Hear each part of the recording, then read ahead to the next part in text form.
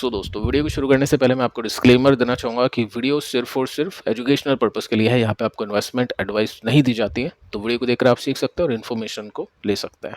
और इससे पहले दोस्तों एक वीडियो मैं आपको दे चुका हूँ, उम्मीद करता हूँ कि आपने इसको देखा होगा। देखा नहीं तो आप इसको जरूर से देख लेना। आज की बड़ी खबर है, यूके और इंडिया के ट्रेड डील हो चुकी है।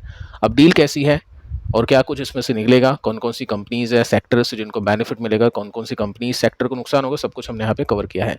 तो आईटी कंपनीज क्रैश हुई है, प्लस आईएक्स भी काफ़ी बड़ी गिरावट के साथ में आज टूट चुका है, परफॉर्म कर चुका है, उसको भी हमने यहाँ पे कवर किया है। सो यूएस के मार्केट के साथ में शुरुआत करते हैं। डाउ जोन्स अभी नीचे है, 177 पॉइंट्स की मंदी, 0.40% का डिप है। नेस्टे को देखें तो ये प्लस में है, 62 पॉइंट ऊपर है, यानी मिक्स है मार्केट। और फैंग को देखें तो इसमें बड़ी तेजी है, बाकियों की कंपैरिजन में 1% का जंप है। तो ऐसा कैसे हो गया उसको भी चेक करते हैं। साथ में दोस्तों आप नोट कर सकते हैं कि यूएस के स्टॉक्स मिक्स है। अल्फाबेट यानी गूगल अभी अच्छा परफॉर्म कर रहा है क्योंकि इसके नंबर्स ने इंप्रेस कर दिया है मार्केट को, बट टेस्ला का स्टॉक टूट चुका है। टेस्ला का फैसला आज हो चुका है। ठीक है, तो स्टॉक्स नीचे है टेस्ला, और अल्फाबेट के स्टॉक्स अभी ऊपर है क्योंकि नंबर्स अच्छे आ चुके हैं। अब देखिए यहाँ पे सीखने वाली बात यह है कि फैंग प्लस में क्यों है, टेस्ला जब 10% के साथ में गिर चुका है। मैं आपको एक बार प्राइस एक्शन भी दिखा देता हूँ कौन सा कितना ऊपर है। गूगल आप देखोगे तो 1.39% के साथ में तेजी में है, और टेस्ला की बात करें तो 9% के साथ में क्रैश है। इतनी बड़ी गिरावट के साथ में ये भी परफॉर्म करा है। काफ़ी इन्वेस्टर्स के पास में, मतलब जो भी यूट्यूब चैनल देखते होगा टेस्ला का स्टॉक, काफ़ी मैंने कमेंट सेक्शन में आपके कमेंट पढ़े हैं। तो आप क्या करने वाले हो स्टॉक के साथ में, कमेंट आप कर देना। बाकी देखिए सेफली अगर कोई यूएस मार्केट में इन्वेस्ट करना चाहता है ना, जिसमें अच्छी ग्रोथ मिले, इंडियन अगर आप आईटी कंपनीज में खरीदारी करोगे ना, तो वो आउटसोर्सिंग कंपनीज है मैक्सिमम। वो ऐसी टेक कंपनीज नहीं है जैसे यूएस के अंदर टेक कंपनीज होती है। तो प्रॉपर जो टेक कंपनीज में, जो एआई कंपनीज में इन्वेस्ट करना चाहता है, वो इस सेक्टर में, सॉरी इस इंडेक्स में इन्वेस्ट कर देता है। अब ये इंडेक्स में कैसे इन्वेस्ट कर सकते हैं आपको काफ़ी बार मैं बता चुका हूँ। जो ईटीएफ है कौन सा नेम है, आप नीचे कमेंट कर देना, जो भी नए सब्सक्राइबर्स हैं वो उसको देख पाएंगे, पढ़ पाएंगे। ठीक है, अब देखिए टेस्ला एक टाइम पर इसमें हुआ करता था, इस इंडेक्स के अंदर होता था। ठीक है, आज की डेट में होता तो ये क्रैश होता नीचे, क्योंकि 10 ही कंपनीज है, 10% का वेटेज है, तो डेफिनेटली यहाँ पे हिट करता है इसको। लेकिन यहाँ पे क्या है, जो टॉप 10 कंपनीज होती है ना यूएस की टेक कंपनीज, वो ऐसी कंपनीज को चुनते हैं जिनका स्टॉक चल रहा हो, स्टॉक में ग्रोथ हो। तो टेस्ला को निकाल दिया था इस इंडेक्स से। तो इसी वजह से जो फैंग जिसके पास भी है, ईटीएफ है या इंडेक्स जो भी मतलब यूएस में है, वो भी बच गए। तो अच्छी बात है, अगर आपको यूएस मार्केट में इन्वेस्ट करना है तो इस इंडेक्स के थ्रू भी आप इन्वेस्ट कर सकते हैं। ऑप्शंस होते हैं इन्वेस्टर्स के पास में, जो डायरेक्टली जाना चाहते हैं वो डायरेक्टली भी चले जाते हैं। तो ठीक है, यहाँ पे ये रीज़न है। यूएस के मार्केट अभी मिक्स है, तेजी मंदी दोनों सिचुएशन है नंबर्स को देखते हुए। अब दोस्तों बात करते हैं नंबर्स को लेकर। देखो पिछले वीडियो में भी हमने नंबर्स के ऊपर चर्चा की थी, जिसमें हमने देखा कि कॉफोर्ज में रिएक्शन देखा हमने 9% के साथ में क्रैश, परसिस्टेंट भी वीक था, क्रैश हो गया। साथ में आईएक्स की तो बात ही अलग है, उसमें किसी दूसरे रीज़न की वजह से गिरावट देखने को मिली है। अब देखिए दोनों स्टॉक है ना, एक म्यूचुअल फंड में है, और उस म्यूचुअल फंड में ओनली 23 स्टॉक्स हैं, एक्टिवली मैनेज फंड है वो। और ये दोनों स्टॉक का कंबाइन वेटेज अगर मैं लगाऊँ ना, कोफोर्ज और परसिस्टेंट का, तो अराउंड 20% के साथ में बैठ जाता है। यानी 9-10% कोफोर्ज है और 9-10% के आसपास आई थिंक परसिस्टेंट है। दो टॉप होल्डिंग्स है, तो दोनों टॉप होल्डिंग्स गिरी है उस फंड की। तो एनएवी भी हो सकता है कल थोड़ी सी गिरती हुई आपको देखने को मिले। ठीक है, तो बताइए आप नेम उस फंड का, कौन सा फंड होगा, उसका नाम क्या है, और आपके पास में है तो आपकी क्या स्ट्रैटेजी है, टॉपअप आप करोगे, मतलब जो भी है उसके अंदर कुछ खरीदना चाहोगे ऐसे मार्केट के अंदर, या फिर आपकी क्या स्ट्रैटेजी है, आप चाहे तो नीचे कमेंट करके बता सकते हैं। देखिए दोस्तों शीट आपके सामने, सबसे पहले आप इसका स्क्रीनशॉट लो, क्योंकि काफ़ी सारी कंपनीज है, नंबर्स आपको स्वयं चेक करने हैं। आप इसका स्क्रीनशॉट ले लीजिए, और सेकंड शीट है इसका आप स्क्रीनशॉट लेके चल सकते हैं। कुछ कंपनीज के नंबर्स मैं आपको बता देता हूँ, जिसमें पहली कंपनी हम लेके चलते हैं बजाज फाइनेंस। अब देखिए यहाँ पे सेल्स कितनी है, 12,629, आई थिंक ये फिगर गलत है, हम प्रॉफिट पे आते सीधे। 4634 करोड़ का प्रॉफिट एक्सपेक्टेड है। 4634, ठीक है, हम बजाज फाइनेंस पे आते सबसे पहले 4634। ठीक है, तो यहाँ पे आप नोट कर सकते हैं 4634 करोड़ का प्रॉफिट नहीं है, 4765 करोड़ का प्रॉफिट है, which is more than expected. यानी थोड़ा सा बीट किया एक्सपेक्टेशन को, स्लाइटली बीट है। 20% की ग्रोथ इसमें निकली है, 21% की सेल्स की ग्रोथ इसमें निकली है, और सेल्स की ग्रोथ एक्सपेक्टेड थी, मार्केट को पता था, बिजनेस अपडेट आया था तो उसी के साथ में मार्केट ने लगा लिया हिसाब किताब।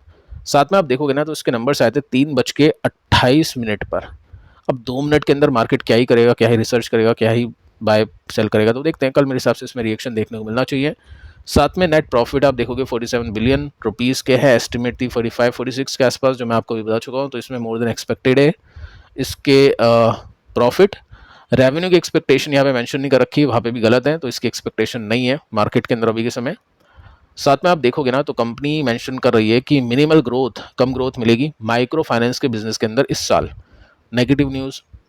साथ में पॉजिटिव न्यूज़ ये है कि कंपनी टारगेट करे 130 मिलियन कस्टमर्स को बाय फाइनेंशियल ईयर 29। इनकी जो टॉप टेक की जो एडवांटेज इनके पास में है, जो टेक्नोलॉजी है, उसके हिसाब से ये कंपनी क्रॉस सेल करेगी और उसके हिसाब से काफ़ी अच्छे प्रॉफिट निकाल सकती है, सेल्स कंपनी कर सकती है। ठीक है, तो ये सब चीज़ें बजाज फाइनेंस ने मेंशन की है और नंबर्स ओपन मार्केट में आए थे वैसे तो, बट देखते हैं दोस्तों कल रिएक्शन देखने को मिलेगा। आज के दिन क्या रिएक्शन था, मार्केट बंद होते होते तो थोड़ा सा फिसला ही था स्टॉक, 1.22% नीचे आके इसने क्लोजिंग दी थी।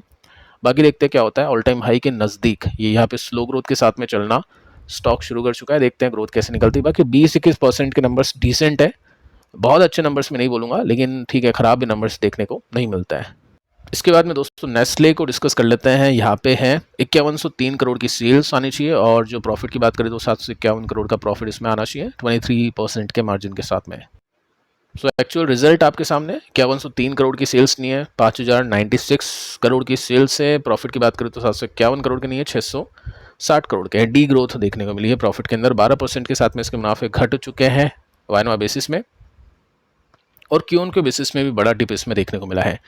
तो क्या रीज़न हो गया एकदम से प्रॉफिट इसके कैसे गिर गए? देखो रिएक्शन आप देख लो, सबसे पहले नंबर्स खराब लगे तो कितना खराब लगा यहाँ पे मार्केट को, 6% के साथ में स्टॉक क्रैश हुआ था, काफ़ी बड़ी गिरावट यहाँ पे।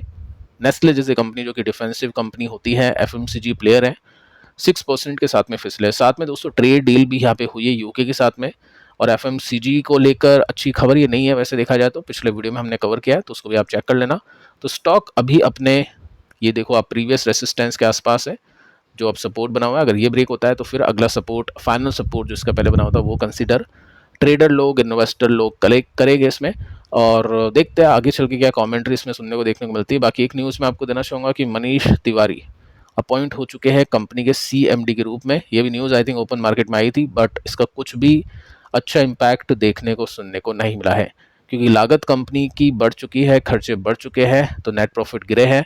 और जब भी खर्चे बढ़ते हैं ना तेज़ी से, तो वो खर्चे कम भी करने होते हैं कंपनी को, लेकिन वो एकदम से खर्चे कम नहीं होते, उसके लिए टाइम लगता है। जैसे बीकाजी के अंदर हमने देखा कि खर्चे कम हुए हैं, मार्जिन बढ़ा, तो उसमें टाइम लगा, ग्रेजुअली वो हुआ, एकदम से हुआ नहीं है। चलो वो तो फिर भी मार्केट कैप कम है, उसकी ग्रोथ अच्छी है, तो वो स्टॉक रिकवर कर रहा है, लेकिन ऐसी बड़ी कंपनी इसमें टाइम लग सकता है, इसलिए मार्केट इसके नंबर्स को देखकर काफ़ी नाखुश हुआ।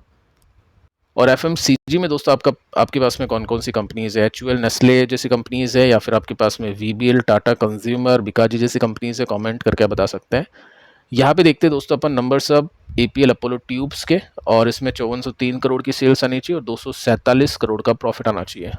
सो एक्चुअल नंबर्स आपके सामने 5403 करोड़ की सेल्स नहीं है, 5170 करोड़ की सेल्स है, ये लेस देन एक्सपेक्टेड है, और 247 करोड़ का प्रॉफिट नहीं आके 237 करोड़ का प्रॉफिट है।